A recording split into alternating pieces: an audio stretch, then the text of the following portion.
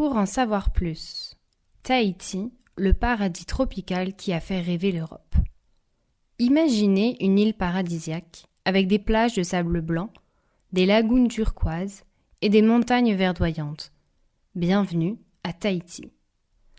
La découverte d'un paradis. En 1767, le capitaine anglais Samuel Wallis devient le premier Européen à découvrir Tahiti. Un an plus tard, le Français Louis-Antoine de Bougainville arrive sur l'île. Ce qu'il y trouve les laisse bouche bée. Une société paisible, vivant en harmonie avec la nature, des danses envoûtantes, des fruits délicieux et un accueil chaleureux des Tahitiens. Le mythe du bon sauvage. Cette découverte fait sensation en Europe. Les philosophes et écrivains sont fascinés par cette société différente de la leur. Pour eux, Tahiti représente un paradis perdu, un endroit où les humains vivent simplement, sans les contraintes de la civilisation européenne. Le philosophe Jean-Jacques Rousseau, sans jamais visiter l'île, utilise l'exemple de Tahiti pour développer sa théorie du bon sauvage. Selon lui, l'homme est naturellement bon, mais la société le corrompt.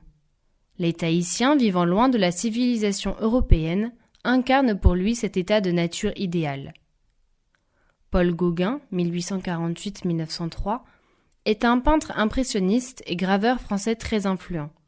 Il a longtemps vécu à Tahiti et aux îles Marquises, et il est devenu célèbre pour ses peintures de Polynésie.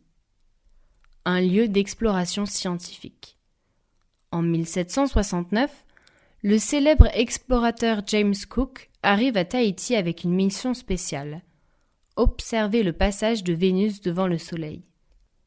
Cette expédition scientifique permet aussi de mieux comprendre la culture polynésienne, sa langue et ses coutumes.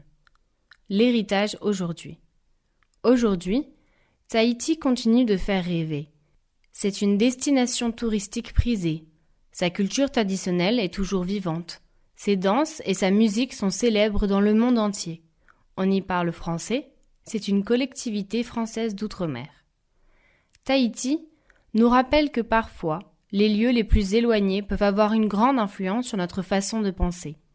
Cette petite île du Pacifique a changé la vision que les Européens avaient du monde et de la nature humaine. C'est fou, non ?